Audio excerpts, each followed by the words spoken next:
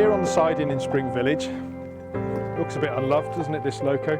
But actually it's really important to the railway. It's one of the first engines that ever ran at the Telford Steam Railway. But is it really the loco we think it is?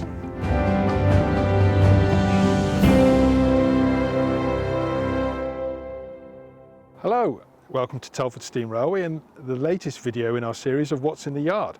Today we're going to look at Ironbridge No. 3.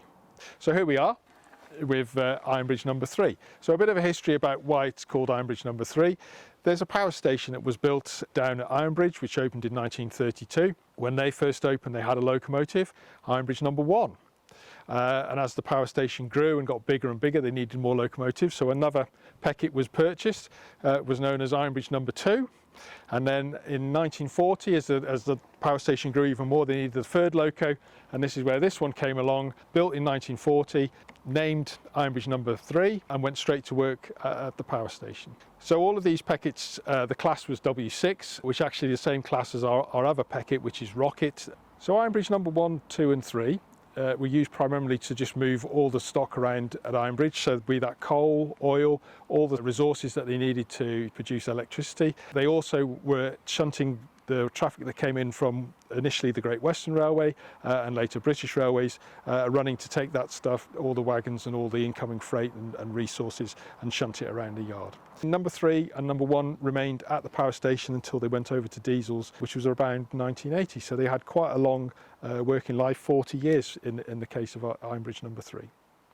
So in 1980, this loco was put up for sale from the power station. We were interested in getting this locomotive. We did actually go down and inspect it because we knew at that time in the early 80s we'd already got 5619, the class 56XX mainline steam engine, and we knew that was probably too big for what we needed on a day-to-day basis, so we were looking for another loco that was local to the area. We missed out on the sealed bid for the loco, and it ended up going to Steamtown Southport, where it was in running order and it was used on their open days for passenger services, shed space there with a lot of other different steam engines that were at that. So it spent the next 5 years up at Southport being used as one of their locomotives.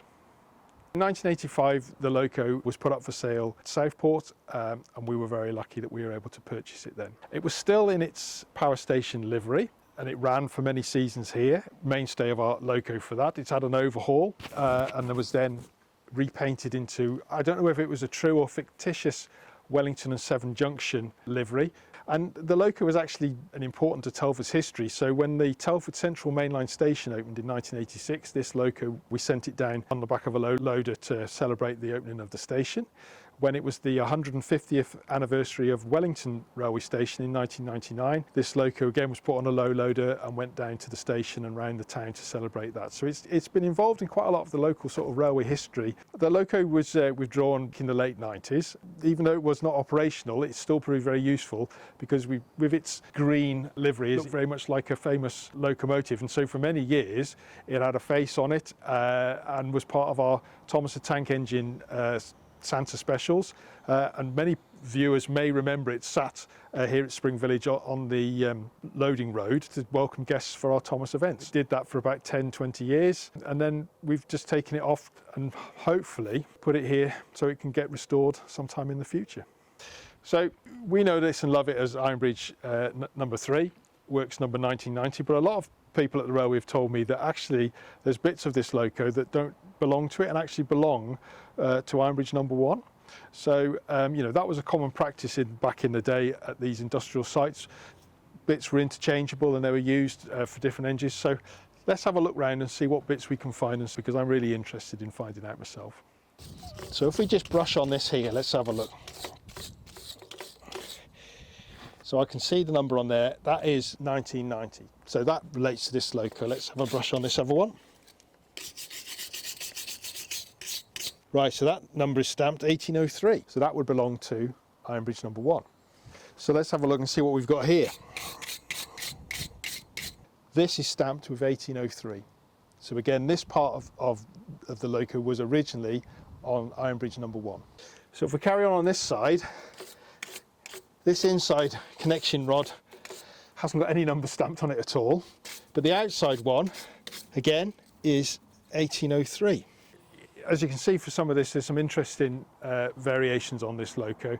Now our volunteers over the years have stripped this loco down many times and put it back together. They tell me that the boiler is definitely from 1990, definitely from Ironbridge No. 3, but they can't find a number stamped on the frames, and that's apparently the same with Ironbridge No. 1. But there are many items that are interchangeable between the two locos. So there's many items on this that are stamped with 1803, and there's many items on Ironbridge No. 1 stamped 1990.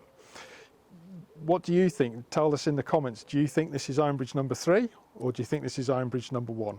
For this video, we're joined by Bob. Thank you, Bob, for joining us. Bob has a long history with the Telford Steam Railway and a long history with this locomotive, don't you, Bob? I do.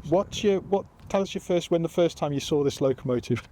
Oh, the first time I saw it, it was obviously on site at the power station. Yeah. The power station always promised that the engine would be ours, but of course these things very rarely work out, Yeah. right? And they decided to sell it. Right. And we had to put in a sealed bid, Right. to buy it. And in the end, they sold it to the highest bidder.